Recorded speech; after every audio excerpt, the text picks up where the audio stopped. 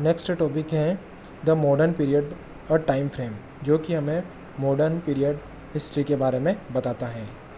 देखिए इसके अंदर क्या बताया गया है। Historians have divided Indian history on different basis. Historians ने इंडियन हिस्ट्री को डिफरेंट बेसिस पर डिवाइड किया हुआ है। James mill, a British economist and thinker, in his book A History of British India had divided Indian history into 3 periods: Hindu, Muslim and British. James मिल जो कि एक British economist और thinker थे, उन्होंने अपनी book a history of British India के अंदर Indian history को उन्होंने 3 पीरियड्स के अंदर डिवाइड किया हुआ है: Hindu, Muslim and British period. There are other historians who have simplified this division by categorizing them as Hindu, Muslim and Christian period। जो अदर हिस्टोरियन हैं जिन्होंने इस डिवीज़न को हिंदू, मुस्लिम और क्रिश्चियन पीरियड के रूप में कैटेगराइज करके एक सिंपल रूप दिया है। Some other scholars have divided it into 3 periods, namely ancient, medieval and modern। इसके अलावा जो अदर स्कॉलर्स थे उन्होंने जो है इस पीरियड को 3 पार्ट में डिवाइड किया है, जिसका नाम है ancient, medieval and modern period. All these divisions have their own merits as well as shortcomings। ये सभी जो डिविजन्स हैं इनके अपने अपने कुछ मेरिट्स एंड डीमेरिट्स हैं। आगे देखिए, the word modern means that period of history in which we are living. जो वर्ड मॉडर्न है उसका मीनिंग क्या होता है? ऐसा पीरियड हिस्ट्री का जिसमें कि हम रह रहे हैं। However this word has been used by Indian historians to describe the style of administration, art and architecture that had been developed during the first half of 18th century and in the 19th century and the 20th century। हालांकि इस word का उपयोग Indian historians द्वारा प्रशासनिक कला और वास्तुकला की शैली को जानने के लिए किया गया है, जिसे फर्स्ट ऑफ हाफ सेंचुरी और 19th सेंचुरी और 20th सेंचुरी के दौरान विकसित किया गया था। Thus the modern history of India covers mainly the following events and development. इस प्रकार मॉडर्न हिस्ट्री ऑफ इंडिया जो है वह हमें जो है इवेंट्स एंड डेवलपमेंट्स के बारे में बताती है। वह कौन कौन सी इवेंट्स एंड डेवलपमेंट थे उनको जो है बताया गया है। Establishment and the rise of the east India company. किस तरीके से ईस्ट इंडिया कंपनी का एस्टेब्लिशमेंट हुआ था और किस तरीके से जो है वह उसने अपना पावर बढ़ाना शुरू किया था। B, the British administrative system. B point जो है हमें ब्रिटिश प्रशासनिक सिस्टम के बारे में बताता है। See, their economic and revenue policy. और इन ब्रिटिश की जो इकोनॉमिक और रेवेन्यू पॉलिसी थी उसके बारे में हमें बताता है। D, the development of industrialisation. किस तरीके से औद्योगिकरण का डेवलपमेंट हुआ था उसके बारे में हमें बताता है। Next E, the great uprising of 1857 और the first war of Indian independence. 1857 का महान विद्रोह या फिर 1857 की क्रांति या फिर भारतीय स्वतंत्रता के लिए किया गया पहला युद्ध। एफ जो पॉइंट है, द न्यू एजुकेशन सिस्टम। जो न्यू एजुकेशन सिस्टम लाया गया था उसके बारे में और साथ साथ social, religious reforms movement in India, और साथ साथ जो सामाजिक और धार्मिक मूवमेंट्स या आंदोलन चलाए गए थे रिलीजियस और सोशल फॉर्म्स में, या फिर रिलीजियस और सोशल सेक्टर के अंदर जो सुधारात्मक कदम उठाए गए थे भारत के अंदर, उनके बारे में हमें बताता है। The factors promoting nationalism and, ऐसे फैक्टर जो नेशनलिज्म को प्रमोट करते थे उनमें बताया हुआ है। First, the Indian national movement and the freedom struggle.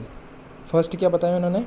Indian national movement, जो भारत के लिए नेशनल मूवमेंट, भारत को आज़ादी दिलाने के लिए नेशनल मूवमेंट चलाए गए थे, और साथ साथ में द फ्रीडम स्ट्रगल, जो आज़ादी के लिए संघर्ष किए गए थे। Many historians therefore refer to this period as colonial era also. बहुत सारे हिस्टोरियंस ने इसे जो है कॉलोनियल एरा का जो है नाम दिया था, या फिर बहुत सारे हिस्टोरियंस ने जो है इसे कॉलोनियल एरा पीरियड बताया है। आगे देखिए, नेक्स्ट जो टर्म आती है कॉलोनियलिज्म। इसका मीनिंग क्या होता है? The capture of one country by another country is called colonialism. जब एक कंट्री दूसरी कंट्री को कैप्चर कर लेती है, या फिर कब्जा कर लेती है, या फिर अपना कंट्रोल कर लेती है, तो उसी को क्या बोला जाता है? कॉलोनियलिज्म बोला जाता है। For example, the British colonised India. जिस तरीके से ब्रिटिश ने इंडिया को कॉलोनाइज्ड किया था, या फिर भारत के ऊपर जो है उन्होंने अपना कंट्रोल किया था। द ब्रिटिश कॉन्क्वेयर्ड और country and established there authority over local nawabs and rulers. किस तरीके से ब्रिटिश ने जो है हमारी कंट्री में जो है साम्राज्य स्थापित किया था, और किस तरीके से जो लोकल अथॉरिटी थी, लोकल अथॉरिटी के अंदर नवाब्स और रूलर थे, उनके ऊपर जो है उनकी टेरिटरीज को जीतकर जो है वहाँ पर उन्होंने विजय प्राप्त करी थी। Gradually they established control over the economy and society.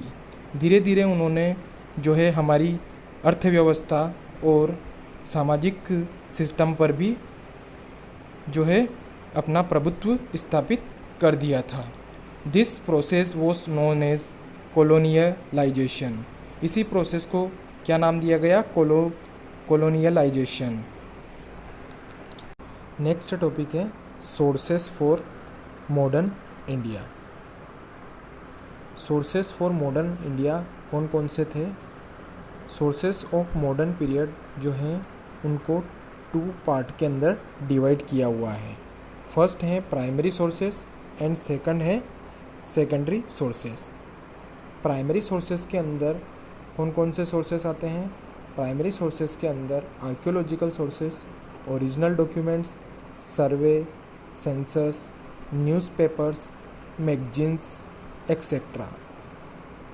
Secondary sources के अंदर articles, reviews, books, biographies, diaries, autobiographies आते हैं।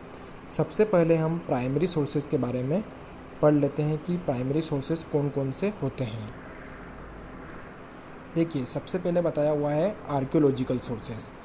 आर्कियोलॉजिकल सोर्सेस के अंदर हम मटेरियल, बिल्डिंग और उनके अवशेष के बारे में जानकारी प्राप्त करते हैं, या फिर आर्कियोलॉजिकल सोर्सेस के अंदर मटेरियल्स, बिल्डिंग्स और उनके अवशेष आ जाते हैं।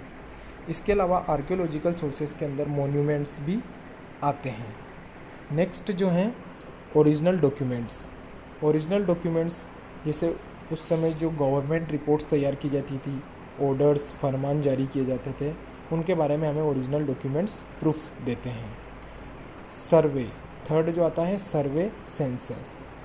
सर्वे जो उस समय किसी लैंड को एग्जामिन करके उसके नक्शे बनाए जाते थे, या फिर किसी लैंड का जो है नक्शा तैयार किया जाता था। सेंसस जो है हमें जनगणना के बारे में जानकारी देता है। नेक्स्ट जो है न्यूज़पेपर्स, मैगजीन्स। उस समय कौन कौन से न्यूज़पेपर चलते थे, कहाँ कहाँ पर न्यूज़पेपर चलते थे, कौन कौन सी भाषाओं में न्यूज़पेपर्स और मैगजीन्स चलती थी, यह हमें उसके बारे में जानकारी देते हैं यह न्यूज़पेपर्स जो उस समय चलते थे। अब जो आता है वह सेकेंडरी सोर्सेस। सेकेंडरी सोर्सेस के अंदर कौन कौन से सोर्सेस आ जाते हैं? आर्टिकल्स। आर्टिकल जो हैं किसी न्यूज़पेपर में पब्लिश होने वाला मुख्य लेख जो होता था उस समय का, उसी को क्या बोला जाता था, या फिर उसी को क्या बोला जाता है? आर्टिकल बोला जाता है। रिव्यूज़ जो है हमें जो पहले रिसर्च की गई थी उसके उल्लेख के बारे में हमें रिव्यूज़ जो है बताते हैं। बुक्स जो है उस समय कौन कौन सी बुक्स चलती थी। नेक्स्ट जो है बायोग्राफीज़। बायोग्राफीज़ जो है हमें किसी विशिष्ट व्यक्ति के जन्म से लेकर मृत्यु तक की महत्वपूर्ण इवेंट्स के बारे में बताता है। नेक्स्ट जो टर्म है डायरीज़। उस समय जो है लोग डे टू डे एक्टिविटीज़ और जो उस समय डे टू डे में जो भी इवेंट्स घटित होती थी उसके बारे में जो है इन डायरीज़ के अंदर लिखा जाता था, जो कि हमें आज प्रमाण देते हैं कि उस समय जो है कौन कौन सी इवेंट्स या फिर डे टू डे एक्टिविटीज़ कौन कौन सी घटित हुई थी उनके बारे में हमें जानकारी देती हैं। ऑटोबायोग्राफीज़। ऑटोबायोग्राफीज़ के अंदर ऑथर जो है अपने जीवन के बारे में लिखता है या फिर बताता है।